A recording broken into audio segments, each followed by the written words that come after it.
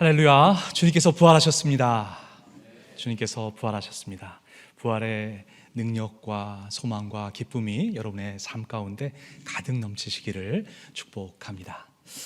설교 초청을 받았을 때 제가 이 부활절을 앞두고 또 그 사순절의 기간을 통해서 십자가를 좀 묵상하던 때였기 때문에 오늘 제가 묵상하고 또 깨달은 바를 우리 교우님들과 함께 나누면 어떨까라는 마음으로 말씀을 준비하게 되었습니다. 여러분, 부활을 우리가 고백하고 믿지만 그 부활 신앙 가지고 살아가는 게 녹록지는 않으시죠? 네, 저도 그런 고백을 솔직하게 나눌 수 있겠는데요. 하지만 그럴 때 이렇게 지금까지 만나본 적 없는 믿음의 사람들이 여전히 그 부활의 소망을 가지고 각자의 자리에서 믿음을 지켜 나간다라는 것을 확인하게 되는 것은 저 개인적으로 얼마나 큰 격려가 되는지 모르겠습니다. 여러분의 삶의 자리에서 비록 지치고 힘드시더라도 우리 함께 부활의 소망 가지고 살아나가시는 저와 여러분 되시기를 다시 한번 축원드립니다. 살아가면서 십자가를 묵상을 많이들 하셨을 거예요.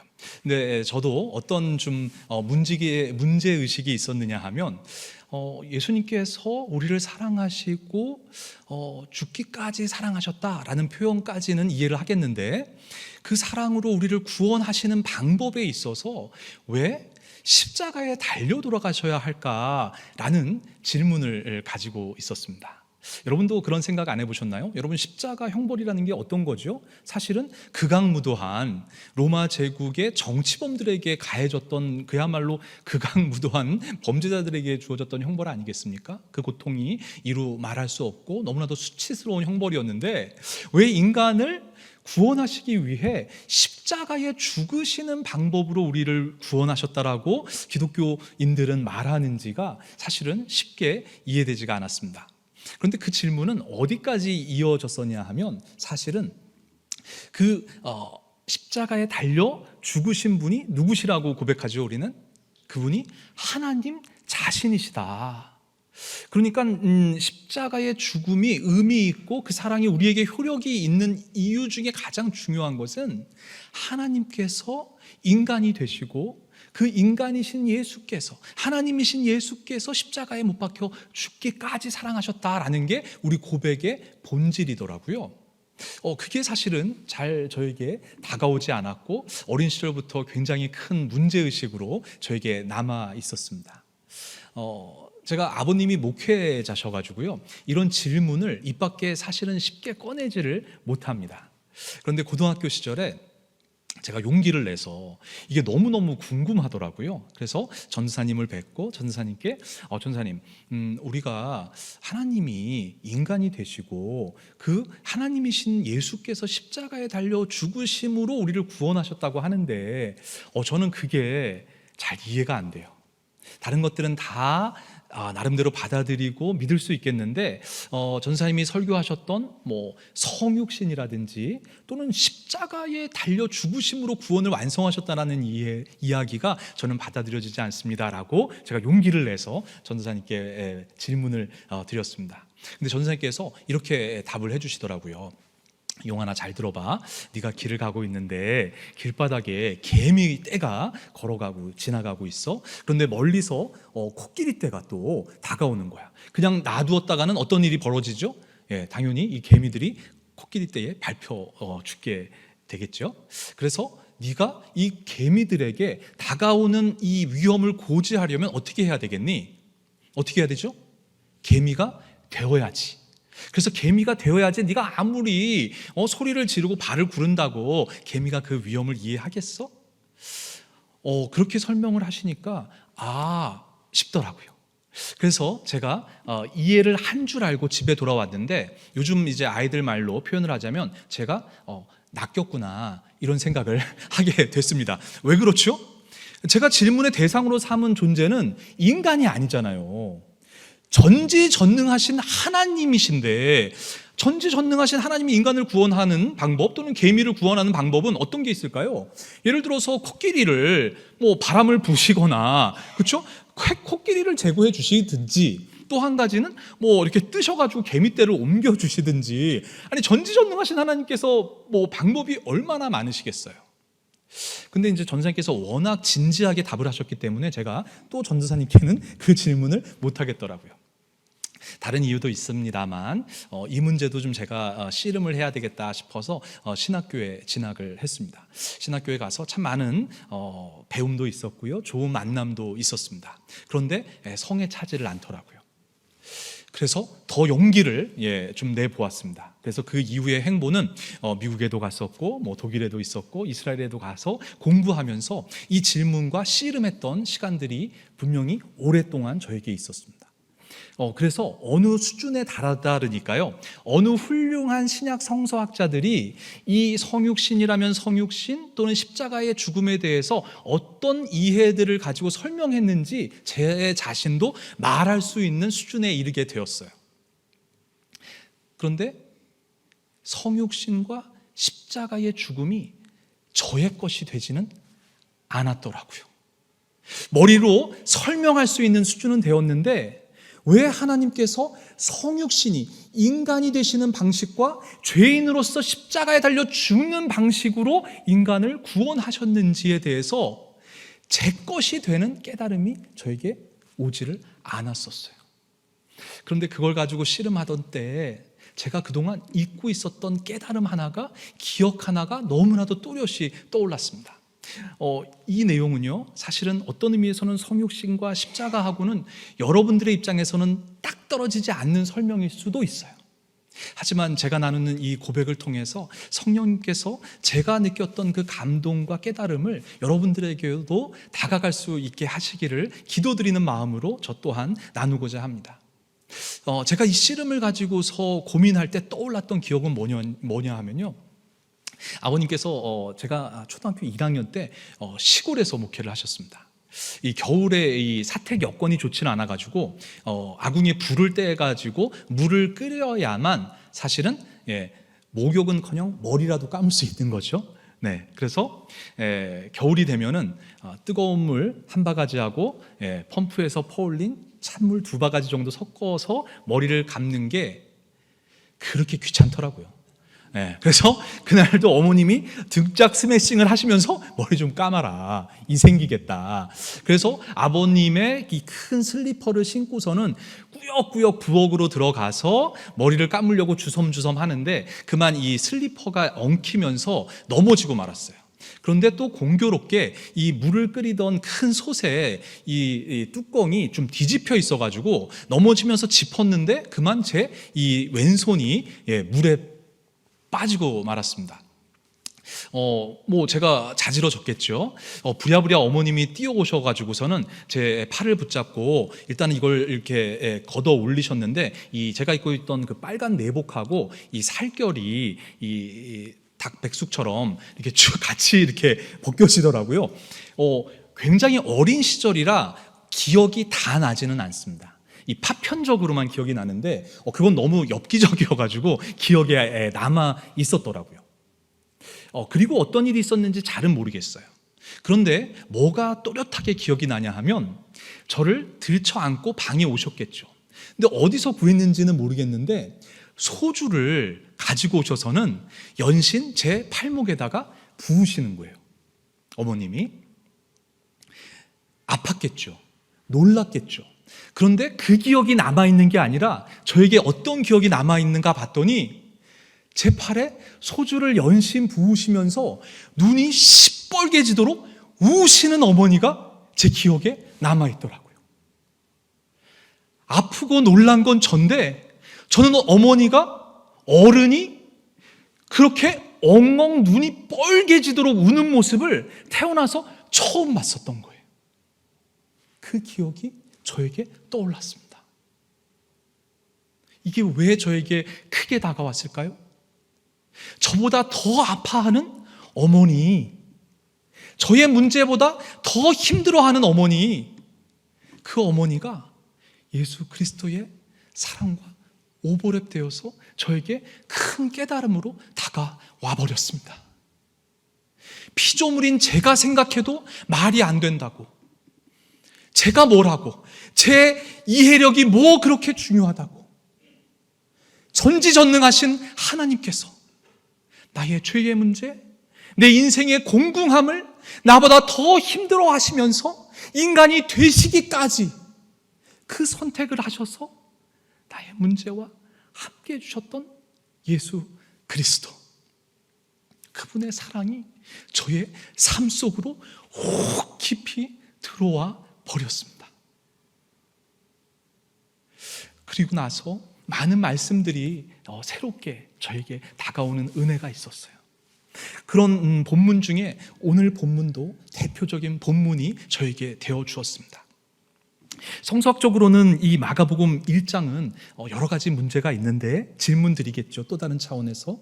여러분, 마가가 말이죠, 예수님께서 세례를 받으셨는데 그 세례가 매우 문제가 있는 세례라는 것을 분명히 명시해 주고 있어요.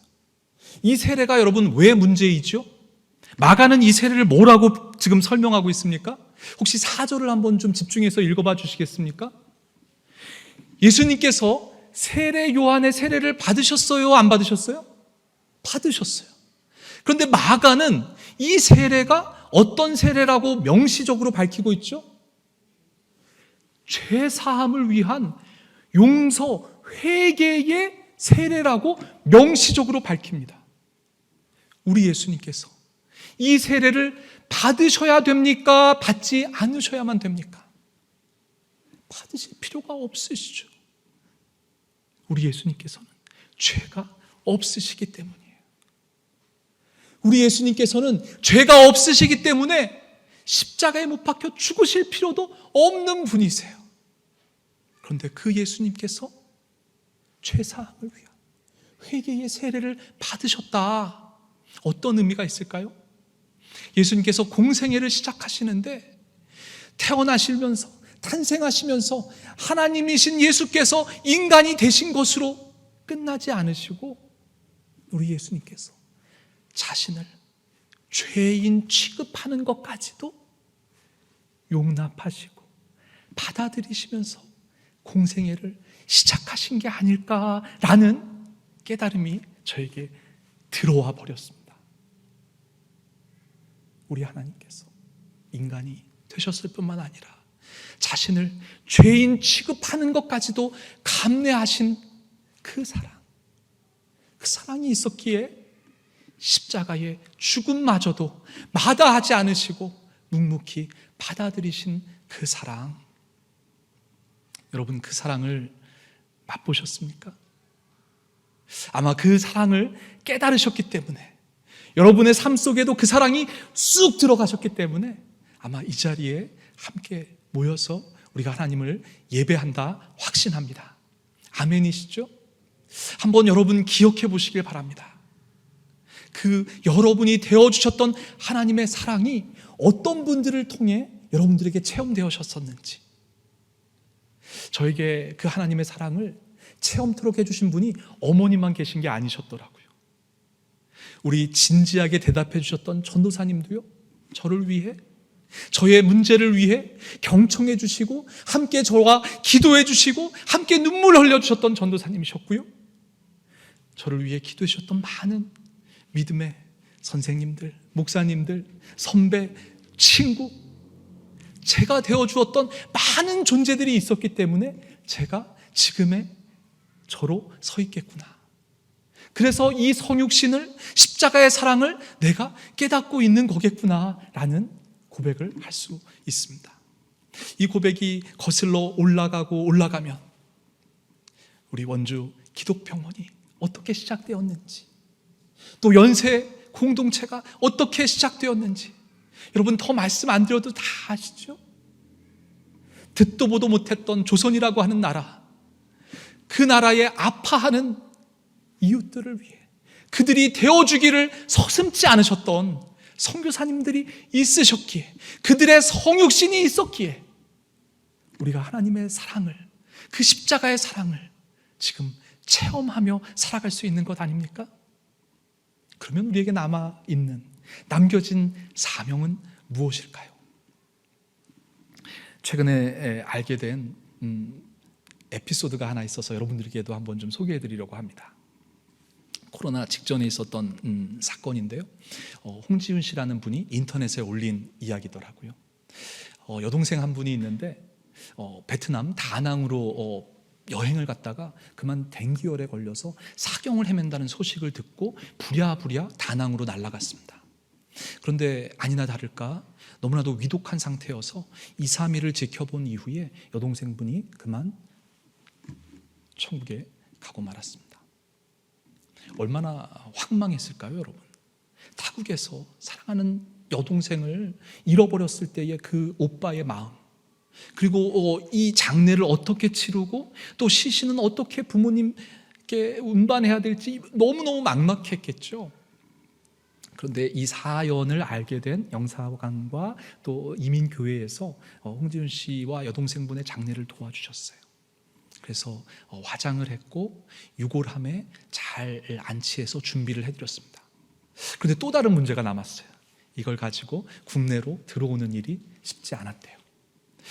목사님이 또 배려를 해주셔서 교인 중에 이 항공사에 일하시는 분이 계셔서 홍지윤 씨가 유골함을 가지고 가는 데 있어서 배려를 좀 해주셨으면 좋겠습니다 부탁을 드렸더니 그 항공편에 빈자리를 또 배려해 주셔서 체크인하러 갔더니 좌석을 2개를 준비해 주셨더래요.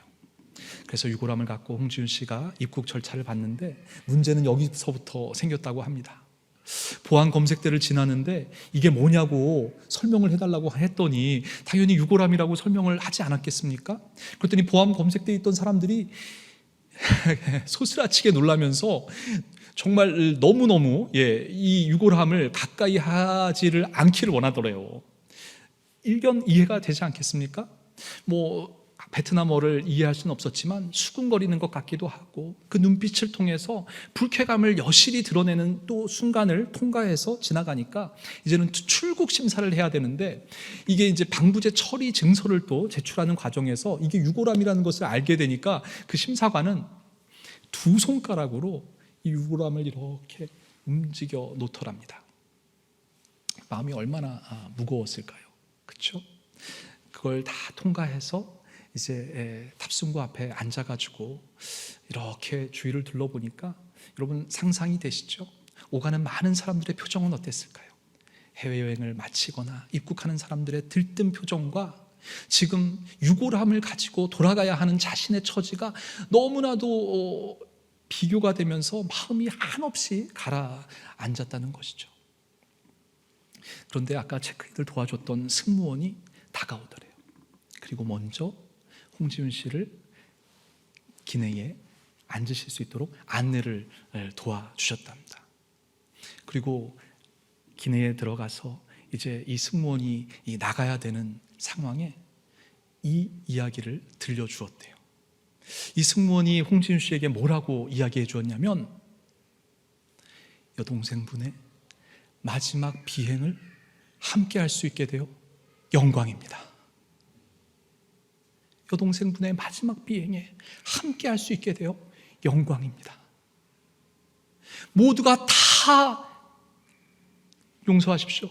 벌레 보던 듯한 그 유골함을 가지고 이제 엄마 아빠에게 어떻게 이걸 전해주고 앞으로 내가 이 슬픔을 어떻게 겪어내야 할까 하는 어두운 그늘진 마음으로 비행을 할 뻔했던 그 자리, 그 시간이 이 승무원의 한마디 때문에 동생과 누린 이 세상에서의 마지막 여행이 되었노라고 고백을 하더라고요. 여러분 놀랍지 않습니까? 아무것도 아닌 것 같은데 이 승무원이 홍지윤 씨가 되어주는 그 성육신 때문에 이런 놀라운 고백이, 그 힘이 우리가 만나보지도 않았지만 얘기를 통해서만으로도 그 힘이 전달되는 것 아닙니까? 저는 이 승무원이 저 연세대 출신인지는 모르겠어요. 하지만 이곳에서 예배드리는 젊은이들, 이 공간에서 체풀을 드리는 젊은이들이 이런 마음을 갖는 사람들로 성장해내야 하지 않겠습니까? 우리 대학교에 존재 이유가 있다면 이곳에서 예배드리는 젊은이들이 되어주는 사명으로부터 우리가 책임감을 느껴야 하지 않을까요? 우리의 삶 속에 많은 사명들이 있습니다.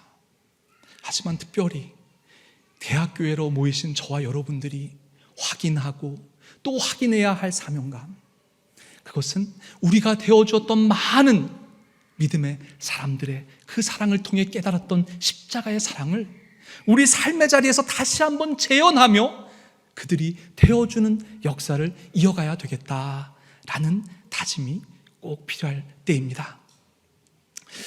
소개를 해주셨는데 제 이름은 정용환입니다.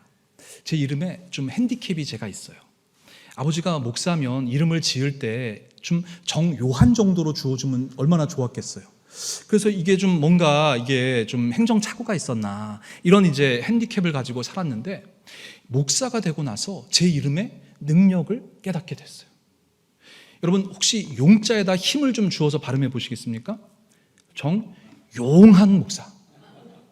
정용한 목사. 물론 무당이 용하다는 건 들어보셨겠지만 목사가 용하다는 이야기는 잘 못 들어보셨을 거예요. 그래서 저에게 질문이 생기더라고요. 하나님, 목사가 용하다는 건 어떤 의미일까요? 제가 많은 성령의 은사들을 가지고 방언의 은사, 신유의 은사, 예언의 은사를 행사하면 용한 목사일까요? 그런데 저에게 거룩한 소망이 있어요. 기도 제목이 있어요. 그건 뭘까요?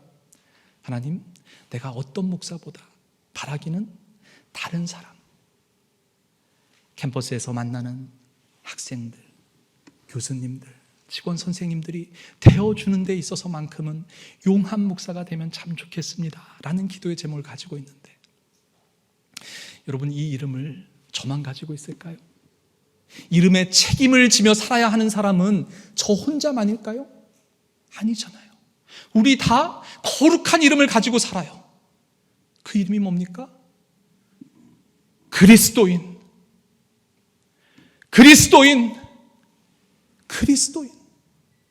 우리의 삶이 이 이름에 책임을 져야 하지 않겠습니까? 우리가 되어주시기를 서슴지 않으셨던 예수 그리스도의 사랑을 만난 분들이시라면, 그 이름으로 주저하지 않고 불려지기를 원하시는 분들이라면, 예 주님, 제가 그리스도인입니다. 제가 이 이름에 걸맞는 삶을 살아내길 원합니다 라는 바람으로 사실 수 있기를 주님의 이름으로 축원드립니다. 간증 한 가지만 하고 내려가겠습니다. 제가 작년에 강승일 교목실장님께서 전화를 주셨어요. 참 오랜 노력 끝에 또 기도 가운데 우리 의료원을 위해서 섬기실 목사님을 한번 모시려고 하는데 추천을 좀 해주십시오라고 부탁을 하시더라고요. 뭐 여러 군데에서 추천을 받으실 테니까 저도 그런 의미에서 추천을 한 분 해야 되겠다라는 생각을 했습니다. 그런데 특별한 분이 되어야 되더라고요. 왜냐하면 이 의료원에서 사역하시면서 또 대학교회를 섬기셔야 될 분이라고 설명을 해주셨어요. 그런데 그것을 듣는 순간 딱 한 명이 떠올랐어요. 제가 작년에는 신촌 세브란스 전체 원목 실장을 하고 있었는데 여러 병원에서 사역하시는 많은 목사님들을 제가 접하게 되지 않았겠습니까? 그런데 용인 세브란스, 그 용인 세브란스 원목실에서 용인 세브란스가 시작할 때부터 헌신적으로 사역을 하셨던 한 분이 떠올랐고, 그분이 제가 왜 적합하다고 생각을 했냐 하면, 제 기준으로 봐도 병원이 처음 시작되었을 때 여러 가지 어려움 가운데 구성원들이 되어주는, 제 설교를 빌리자면 성육신의 능력과 또 달란트가 있는 분이 떠올랐기 때문에 그분을 추천해 드렸습니다. 그런데 결과론적인 이야기지만 제 안목이랄까, 제 추천이 탁월했죠? 탁월했습니다. 누가 뭐래도 이주영 목사님은 제가 만났던 목사님들 중에 타자되기, 성육신에 있어서 진심인 목사님이십니다. 시킨 대로 잘했죠? 혹시 부족하시면 저를 탓하셔야 돼요. 저에게 제보해 주십시오. 이종 목사님 그런 분 아닌 줄 알았더니만 저를 전혀 이해 못 하시는데요, 이렇게 말씀하시면 제가 잘 권면해 드려야 할 책임감까지 느끼면서 또 이 자리에 서게 되었습니다. 근 10년이 되었던 것 같아요. 제가 30주년 행사에도 와서 우리 대학교회가 어떻게 성장해 왔고 또 성장할지를 정숙 목사님과 함께 기대했던 이 믿음의 공동체, 이 공동체에 다시 와서 말씀의 자리로 섬기는 것이 개인적으로는 얼마나 큰 감동과 감사가 있는지 모릅니다. 사랑하고 존경하는 믿음의 가족 여러분, 동역자 여러분, 쉽지 않을 수 있습니다. 하지만 우리 좌절하거나 포기하지 아니하고 오늘 내일 우리의 일상에서 만나는 다양한 사람들을 위해 우리가 그리스도의 사랑에, 십자가의 사랑에 빚진 자들로서 그들이 되어주는 노력을 계속 이어나가시길 주님의 이름으로 권면드립니다. 함께 기도하시겠습니다. 하나님, 인간이 피조물이 생각해도 말이 안 되는 방식 우리가 되어주시고 죄인 취급을 받으시고 십자가에 죽기까지 사랑하신 그 사랑을 우리가 고백합니다.